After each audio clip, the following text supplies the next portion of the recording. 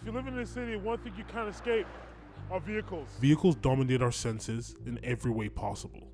Think about it. The loud sounds, the traffic, vibrations, the smell of soot and your lifespan shortening, the unsightly visual of exhaust fumes billowing out of tailpipes.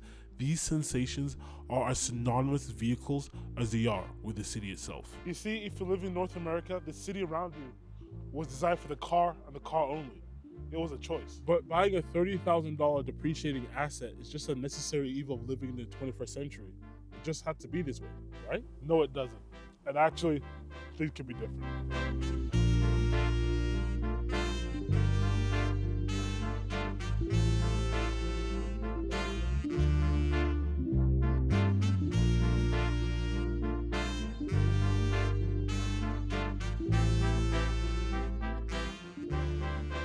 That was just an intro.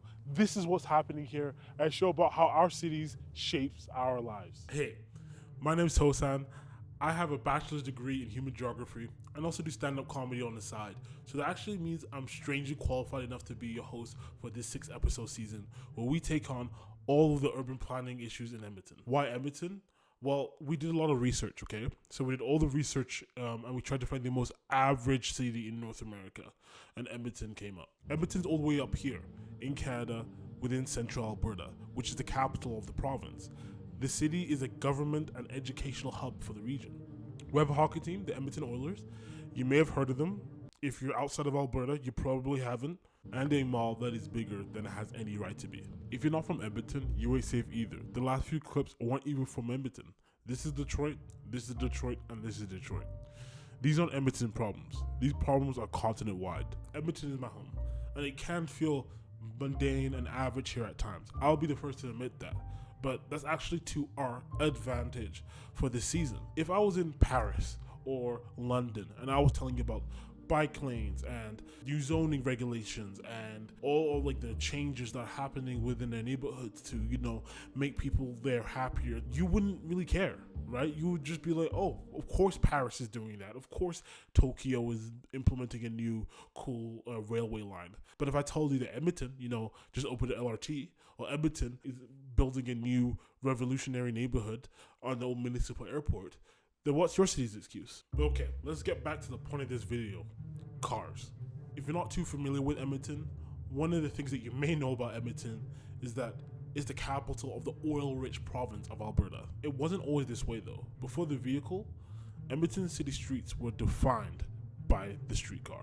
The Edmonton Radial Railway was established in 1908. They brought the streetcar to Edmonton. I can't overstate how revolutionary this was, because we went from horse and carriage to the 21st century by establishing electric streetcars. This totally revolutionized how the city grew and developed, because they could build neighborhoods around this transportation method. That's why if you look to the downtown core or around Wyatt Ave, it's a grid layout, because that grid was the way that streetcars moved around the city the most efficiently. I'm Damien Collins. I'm a professor of human geography at the University of Alberta. Do you know the reason why those streetcars were removed? Across North America, including in Edmonton, the great majority of cities did remove their streetcars. A few held on to them, and I think they value that today. Toronto, for example, San Francisco, New Orleans. But for the most part, cities had the view that streetcars were an old-fashioned technology, that they were holding up vehicles, they got in the way of the motorist, and that the space that they took up on the road would be better transformed into a lane of vehicle traffic. And so that kind of idea that the streetcar was old and slow and unreliable compared to this modern invention of the automobile really contributed to its demise.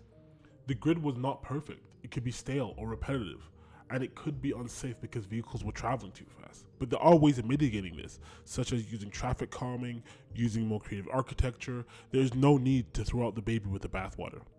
So grids were better for the people, and it was better for transit. So what happened? Cars happened. My name is Kaylin Anderson. I'm the Chief Executive Officer of the Urban Development Institute for the Edmonton Metro region.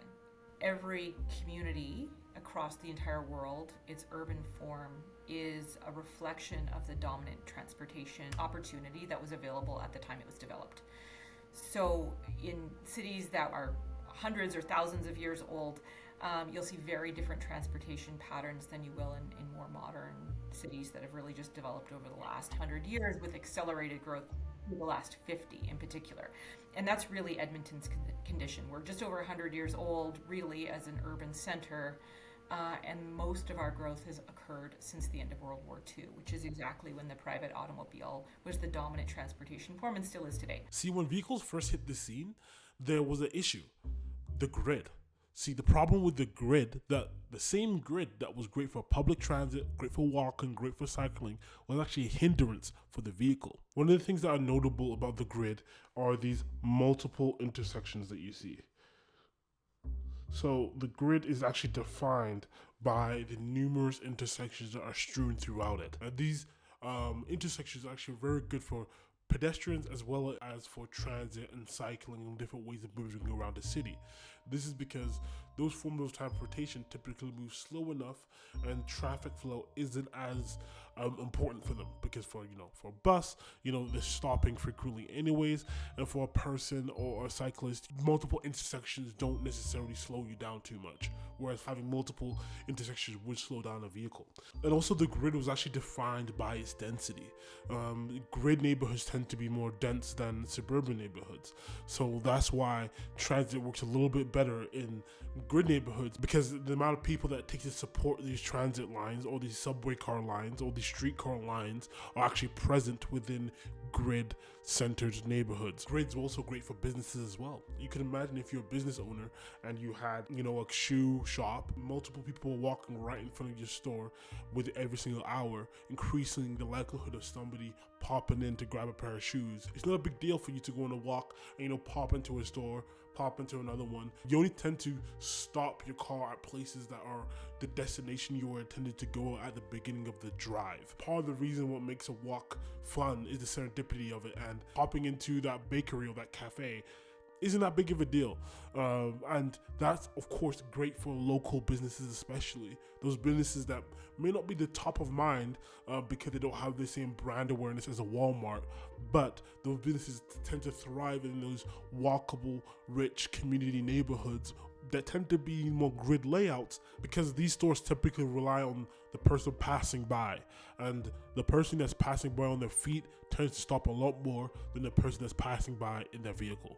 Just so you understand, the adoption of vehicles was very quick in Edmonton. In 1954, there was 130,000 vehicle registrations. That almost doubled to 250,000 just 6 years later. The urban landscape needed to change just to accommodate the vehicle, introducing Noel Dant, Edmonton's first urban planner. He was tasked with helping Edmonton deal with all this influx of growth. So he implemented this, the modified grid. This changed everything. And this was first implemented in the neighborhoods of Park Allen and North Glenora. One of the main goals of the modified grid was to reduce car traffic, and this was done in different ways. For example, roads were made wider to make it more comfortable for drivers. Sharp turns were replaced by long sweeping bends. Limited exit and entry points into the neighborhood to reduce people coming in and out of the neighborhood, and reduced number of intersections to improve traffic flow. But all of these things that made it easier to drive made it more difficult to walk around in the neighborhood. And that was in addition to not just the roads were different, the land use was different. So beforehand, residential commercial uses were a lot more intermingled with each other, meaning that certain amenities were only a couple minute walk away from where you lived, like a church, school, grocery store, etc. However, because people were now going to be driving more to their locations and driving becoming more popular, these locations would have been inundated with car traffic and parking issues. So these amenities were removed out of the neighborhood to elsewhere. So if people wanted those things, they would drive to those areas and not through residential neighborhoods. This did make sense. It did reduce car traffic and make these neighborhoods a bit more pleasant to live in. But if you lived in this neighborhood, you essentially needed a car to get around. This is the neighborhood that started it all, that prioritized the car over everything. Thank goodness that didn't catch on. Through the 1950s, Dant's formula was repeated in more than 40 inner-ring suburbs that were built just outside the city's rectilinear core. Sherbrooke was cited by the American Society of Planning Officials as a model of good subdivision design. Planners across Canada began looking at Edmonton's strategies and trying to emulate their success. So we have an environment with very little public transportation, and all the new land being built is being built with only one form of transportation in mind: vehicles. You can see how all this led to our current addiction to cars. Wait, is this for like the Tell Us Story Hub? Yes, it is. But hell yeah. All right. Anyway. Hey, cool. Well, that makes me even more nervous. Great. No reason. Just a guy talking about dependency on cars. Okay. Do you drive? I do not, but she does. I do, yeah. Yeah. What's the reason that you don't drive, and why does she drive? I feel like weirdly in Edmonton I don't need it. The prevalence of sort of Uber it came up right when I had the option to drive, and it's so much easier to just. Also, I live in Old Scona where I can walk everywhere. I live 11 blocks from my work, which is in the winter an arduous walk, but still a very manageable thing. 3 blocks from my gym and 2 blocks from a grocery store. I don't need anything else. Why do you drive? I moved to Alberta 8 years ago, and I lived in Stony Plain and Spruce Grove, and I worked on White Ave, so I had to drive. And now I have jobs all over the place. I'm a professional photographer as well, so I needed to get places that Ubers will not go. Because if you need to drive, she could just drive you around, right? Yeah. I mean, it happens. It's nice to have my own personal Uber driver. I'm the Uber, yeah. Yeah. He doesn't rate me very well, though. Oh, It's yeah.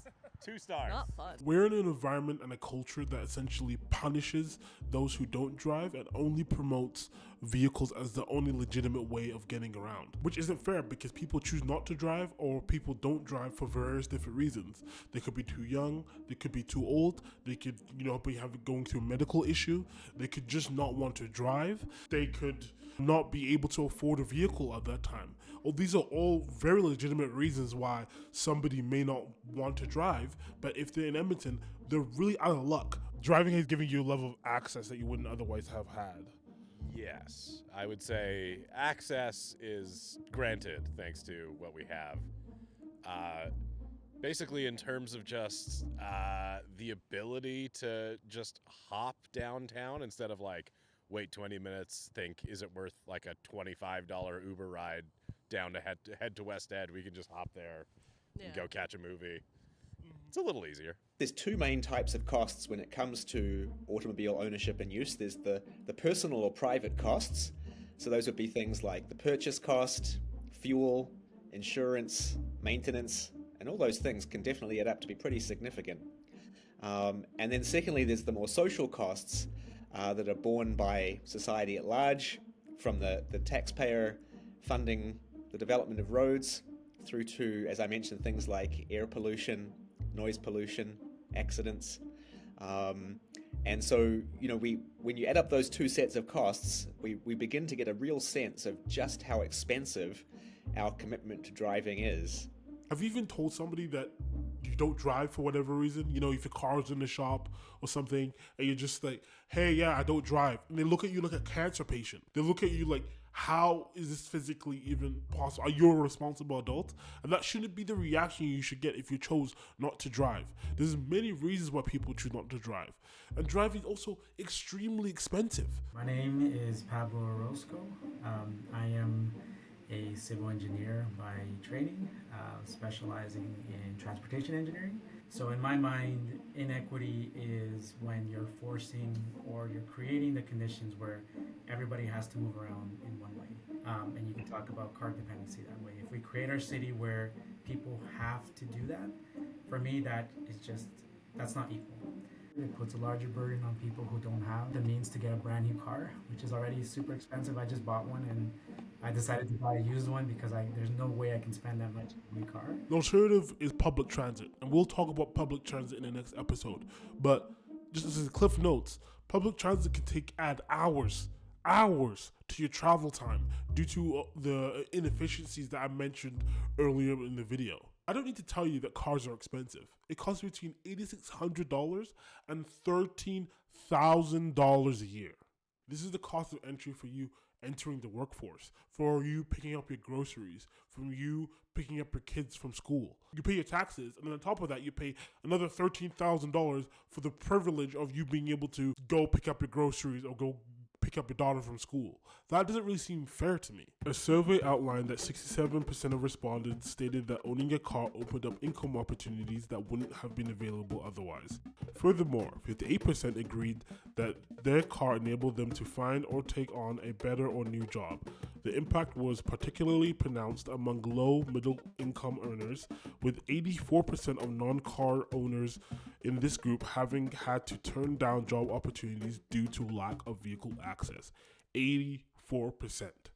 84% of people who didn't own a vehicle had to turn down a job due to them not owning a vehicle. Which, okay, if some of those jobs were Uber delivery driver or, parts delivery driver or something like that, that makes sense. But I would be willing to bet that a good chunk of those jobs, maybe 20, 30, 40% of those jobs that were turned down, was just due to lack of access. Do you see how this is a reinforcing cycle that gets worse and worse and worse? It goes beyond just a car. It is inequitable. Like on a society level, it isn't fair that we have to own a vehicle for us to be able to participate in the economy or to be able to participate in our neighborhood or in our communities. Often those who don't have vehicles need these jobs the most. Due to our car-centric layout, it's just not an option for them. Owning vehicles is inherently bad. I own a vehicle. But vehicles being the only option? I don't know. Does that sound fair to you? Does that sound like a community or city that you would want to live in? Cars aren't just expensive for people. It's also expensive for governments as well. The government is planning on spending $1.7 billion on road infrastructure between 2023 and 2026.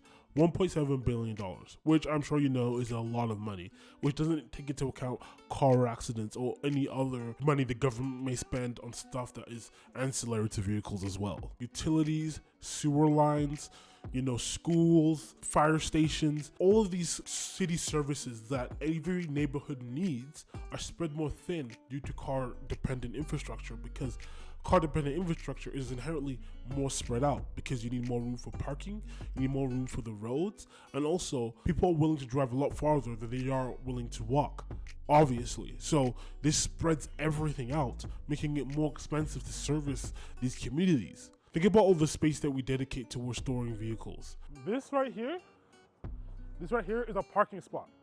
It costs at least $7,000. And it can go up to $60,000 for a single parking spot. And you might, no, we need parking. We need to store our vehicles somewhere. Okay, not too bad. But what if I told you 50% of the parking in Edmonton is not needed? 50%. So that's like what? Like $200 million that could be used towards anything else is dedicated just purely for storing of privately owned vehicles. We devote huge amounts of urban land to the storage of private vehicles. So we could look surface parking lots, parkades, on-street parking. Those would be 3 examples, as well as all the private space around our own homes with garages and things like that. So yeah, vast amounts of urban land are dedicated to parking. And of course, when that happens, it can't be used for something else, right? So there's a real opportunity cost. And so how did we get here? Well, like other cities, we used to have parking minimums. And so when you were establishing a new business, you were mandated, you were required to provide a certain amount of parking for your customers or your clients. And that greatly added to the cost of doing business and slowed down development as well. To me, I don't know about you, but that sounds a little bit unfair, a little bit inequitable, because that's money and resources that could be used towards something else. This parkade is built out of steel and concrete and resources that could literally be used to build a myriad of different things. The land underneath this parkade could be used for housing to help with the homelessness crisis. It could be used for schools, libraries. It could be used, for literally anything else. But instead, it's purely dedicated to storing vehicles. And as you can see, there's nothing here. No, there's only one vehicle here, and it's mine. That's it. There's literally nothing here. And this is how most parkades are most of the time, because they're built in case we need parking in that one peak event of the year. Every building that's built is mandated to have parking by the government. The land around that building is dedicated to parking. It means that everything's more spread out, which means that you have to buy a car to get around because things are more spread out because they're parking for the cars. Do you see the cycle here? Do you see it? Okay, so right behind you is the Ambrose House. So this is a building that was built to help people transition out of homelessness, get a place to live and things like that. And so you would think that that place would need every dollar that it could get. What if I told you that they had to spend $1 million on a parkade because of things that were mandated by the government? $1 million that could have been used for, more units, for more staff, for, more support, had to be dedicated to a parkade that remains empty. I'm not sure if you knew this, but people that typically live on the street, they typically don't own vehicles, or not many of them do. So it doesn't really necessarily make sense for them to have a parkade. I'm not saying that we need to get rid of parking entirely, absolutely not. But I'm saying this overly dedication to parking often leads to these kind of scenarios where money and resources are allocated towards the wrong thing. Do you see it? Because this same cycle is a cycle that also keeps people impoverished because of the financial implications of owning a vehicle. Car ownership isn't just about the inconveniences of driving. It's just ridiculous. I don't know. I'll drive. Driving is just sitting for extended periods of time if you really think about it. Sitting at home all day, just to sit in your car, go to work and sit for 8 hours, go sit in your car to go sit at home, isn't the best for your health. Who would have thought? Cars are not good for people outside of vehicles either, obviously. They spit out toxins out of their tailpipe, which isn't really good for the air. If you breathe it, it's not really good for the environment as well. You might have heard about this thing called global warming. They also create noise pollution. Often people don't even realize how much noise vehicles make until they're gone. It makes it hard to have a conversation with people or even hear yourself think when some bozo chopped off the muffler because it sounds cool to them. Also, if you get hit by your car, you don't tend to do too well either. So I just want us to make sure that we're fully aware of all those trade-offs. You may feel that I'll never change my mind about my vehicle. I love my truck. I'm going to drive it to the day I die. Good for you. But I'm also not saying that we should burn our vehicles to the ground and walk around barefoot and sing Kumbaya. Especially because I was very negative when I came into this episode. I was like, cars suck, da da da da. And then the more research I did, I was like, people responded to what was happening at the time. And if it was this new technology that whipped people around, also in the light of the issues that other cities were facing at the time, I think they made the right decision for that time. Vehicles are bad for the environment. Vehicles isolate us from each other. Vehicles also have tremendous benefits of being sometimes a very efficient way of getting us around. This isn't an all positive or all negative conversation. Everybody's opinion absolutely deserves to be heard when discussing how we move around our cities. That's why I tried to have multiple different people's perspectives in this video. All I'm saying is that we've created a tiered system in which other forms of transportation are subsidizing car infrastructure, which isn't serving everyone. And the people that is serving isn't even serving them well most of the time. Movement within our city was decided 30, 40 years ago. And now we've just been going along with the flow. Even though that our world has changed, our technology has changed, and most importantly, we have changed. We value different things than when Park Allen was first created. We value different things than when Mill Woods was first created. We desire different things. And I just want our cities to reflect that. Peace.